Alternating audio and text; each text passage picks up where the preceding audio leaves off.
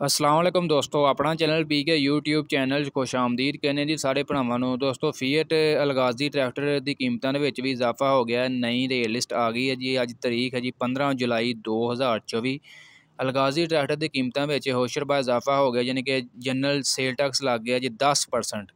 ਇਹਦੀ ਅੱਛੀ ਗੱਲ ਇਹ ਹੈ ਜੀ, ਇਹਨੇ ਜ਼ਮੀਨਦਾਰਾਂ ਨੂੰ ਮੌਕਾ ਦਿੱਤਾ ਹੈ ਕਿ ਇਸ ਤਰੀਕ ਤੋਂ ਪਹਿਲਾਂ ਤੁਸੀਂ ਪੁਰਾਣੀ ਰੇਟ 'ਤੇ ਯਾਨੀ ਕਿ ਬੁਕਿੰਗ ਹੋਏਗੀ। ਕੰਪਨੀ ਨੇ ਆਪਣੇ ਮੁਖਤਲਿਫ ਮਾਡਲਾਂ ਦੇ ਉੱਤੇ ਯਾਨੀ ਕਿ ਸਟਾਕ ਦੇ ਮੱਦੇਨਜ਼ਰ ਰੱਖਦੇ ਹੋਏ ਕਿ ਸਾਡੇ ਕੋਲ ਕਿੰਨਾ ਸਟਾਕ ਹੈਗਾ, ਕਦੋਂ ਤੱਕ ਸਾਡੇ ਕੋਲ ਖਤਮ ਹੋਏਗਾ, ਕਿੰਨੇ ਟਰੈਕਟਰਾਂ ਦਾ ਸਟਾਕ ਹੈ, ਉਸੇ ਸਟਾਕ ਨੂੰ ਮੱਦੇਨਜ਼ਰ ਰੱਖਦੇ ਹੋਏ ਉਹਨਾਂ ਨੇ ਅੱਗੇ ਡੇਟ ਦੱਸ ਛੜੀ ਕਿ ਇਸ ਡੇਟ ਤੋਂ ਪਹਿਲਾਂ ਤੁਸੀਂ ਅਗਰ ਬੁੱਕ ਕਰਾਉਂਦੇ ਸਾਡਾ ਉਹ ਮਾਡਲ ਤਾਂ ਤੁਹਾਨੂੰ ਪੁਰਾਣੀ ਕੀਮਤ 'ਤੇ ਯਾਨੀ ਕਿ ਬੁਕਿੰਗ ਹੋਏਗੀ। ਇਹਨਾਂ ਦੇ ਤਕਰੀਬਨ 4 ਮਾਡਲ ਰਹਿ ਗਏ ਨੇ। ਤਕਰੀਬਨ ਦਬੰਗ ਵੀ ਇਹਨਾਂ ਨੇ ਰੇਟ ਲਿਸਟ ਵਿੱਚ ਸ਼ਾਮਲ ਨਹੀਂ ਕੀਤਾ, ਅਤੇ ਇਸ ਤੋਂ ਇਲਾਵਾ ਦੂਸਰਾ ਜਿਹੜਾ ਇਹਨਾਂ ਦਾ 4x4 ਟਰੈਕਟਰ ਸੀ ਉਹ ਵੀ ਰੇਟ ਲਿਸਟ ਵਿੱਚੋਂ ਨਿਕਲ ਗਿਆ। ਫਿਲਹਾਲ ਇਹ 4 ਮਾਡਲ 'ਤੇ ਡੀਲ ਕਰਦੇ ਪਏ ਨੇ, 4 ਮਾਡਲ ਦੀ ਬੁਕਿੰਗ ਕਰਦੇ ਪਏ ਨੇ।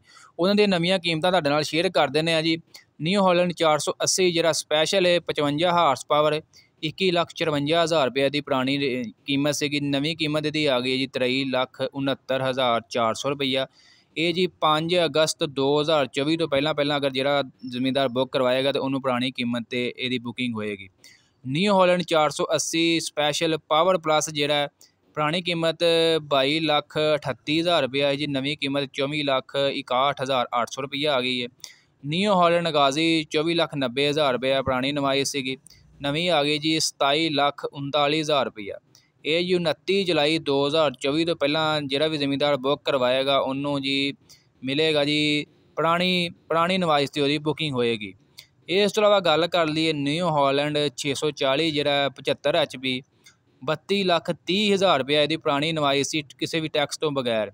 ਇਹਦੇ ਵਿੱਚ ਸੇਲ ਟੈਕਸ ਪੈ ਗਿਆ ਜੀ 3,23,000 ਰੁਪਇਆ। ਇਹਦੇ ਵਿੱਚ ਸੇਲ ਟੈਕਸ ਪੈ ਗਿਆ 35,53,000 ਰੁਪਇਆ। ਨਿਊ ਹਾਲੈਂਡ 640 ਦੀ ਨਵੀਂ ਕੀਮਤ ਆ ਗਈ ਹੈ, ਅਤੇ ਇਹਦੇ ਵਿੱਚ ਵੀ ਕੰਪਨੀ ਨੇ ਤੁਹਾਨੂੰ ਮੌਕਾ ਦਿੱਤਾ ਜੀ 12 ਅਗਸਤ 2024 ਤੋਂ ਪਹਿਲਾਂ ਜਿਹੜੇ ਵੀ ਜ਼ਿਮੀਂਦਾਰ ਬੁੱਕ ਕਰਵਾਉਣਗੇ ਉਹਨਾਂ ਨੂੰ ਪੁਰਾਣੀ ਰੇਟ 'ਤੇ ਬੁਕਿੰਗ ਹੋਏਗੀ। ਫਿਰ ਬਹਰਹਾਲ ਕੰਪਨੀ ਚੱਲਦੇ ਰਹੀ ਹੈ ਦੂਸਰੀਆਂ ਕੰਪਨੀਆਂ ਦੇ ਸ਼ਾਨਾ ਬਸ਼ਾਨਾ, ਅਲਬੱਤਾ ਜ਼ਿਮੀਂਦਾਰ ਨੂੰ ਮੌਕਾ ਦੇ ਰਹੀ ਹੈ ਕਿ ਅਗਰ ਤੁਸੀਂ ਇਹ ਡੇਟ ਤੋਂ ਪਹਿਲਾਂ ਸਾਰੇ ਮਾਡਲ ਜਿਹੜੇ ਵੀ ਉਹਨਾਂ 4 ਦੱਸੇ ਨੇ ਉਹਦੇ ਅੱਗੇ ਡੇਟ ਮੈਂਸ਼ਨ ਕੀਤੀ ਹੈ ਕਿ ਇਹ ਡੇਟ ਤੋਂ ਪਹਿਲਾਂ ਤੁਸੀਂ ਅਗਰ ਬੁੱਕ ਕਰਵਾਉਂਦੇ ਹੋ ਤੁਹਾਨੂੰ ਪੁਰਾਣੀ ਕੀਮਤ 'ਤੇ ਤੁਹਾਡੀ ਬੁਕਿੰਗ ਹੋਏਗੀ। ਇਹ ਕੰਪਨੀ ਮੌਕਾ ਦੇ ਰਹੀ ਹੈ। ਫਿਲਹਾਲ ਜ਼ਮੀਨਦਾਰ ਨੂੰ ਮੌਕੇ 'ਤੇ ਜ਼ਰੂਰ ਫਾਇਦਾ ਉਠਾਉਣਾ ਚਾਹੀਦਾ। ਬਾਕੀ ਇਹ ਵੀ ਗੱਲ ਤੁਸੀਂ ਜੇ ਮੈਂ ਤੁਹਾਨੂੰ ਯਾਦ ਦਹਾਨੀ ਕਰਾ ਦਿਆਂ, ਇਹ ਕੰਪਨੀ ਪਹਿਲਾਂ ਵੀ ਇੱਕ ਦਫਾ ਜ਼ਮੀਨਦਾਰ ਦੇ ਨਾਲ ਧੋਖਾ ਕਰ ਚੁੱਕੀ ਹੈ, ਅਤੇ ਇਹ ਤੁਸੀਂ ਸੋਚ ਸਮਝ ਕੇ ਬੁਕਿੰਗ ਦੀ ਤਰਫ ਜਾਣਾ। ਇਹ ਨਾ ਹੋਏ ਤੁਹਾਨੂੰ ਯਾਦ ਹੀ ਹੋਏ ਜੇ ਸਾਲ ਹੀ ਹੋਇਆ, ਪਿਛਲੇ ਸਾਲ ਤਕਰੀਬਨ ਐਵੇਂ ਹੀ ਹੋਇਆ ਸੀ।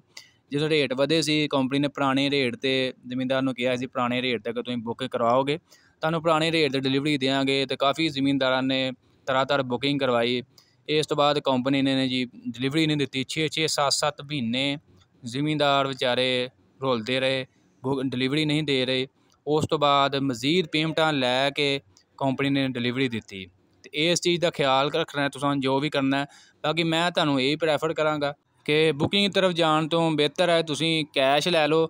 ਫਿਲਹਾਲ ਜਿਹੜਾ ਮਾਰਕੀਟ ਦੇ ਵਿੱਚ ਸ਼ੋਅਰੂਮ ਭਰੇ ਨੇ, ਕੈਸ਼ ਟਰੈਕਟਰ ਅਵੇਲੇਬਲ ਨੇ ਇਹਨਾਂ ਕੋਲ। ਸਾਰੇ ਮਾਡਲ 480 ਹੋ ਗਿਆ, ਗਾਜ਼ੀ ਹੋ ਗਿਆ, 640 ਹੋ ਗਿਆ, ਫਰੈਸ਼ ਸਟਾਕ ਖਰੇ ਨੇ। ਲਾਹੌਰ ਦੇ ਵਿੱਚ ਵੀ 2 ਸ਼ੋਅਰੂਮ ਨੇ, ਸ਼ਾਦਾਬ ਫਾਰਮ ਇੰਡਸਟਰੀ ਹੋ ਗਿਆ, ਤੈਯਬਾ ਫਾਰਮ ਇੰਡਸਟਰੀ।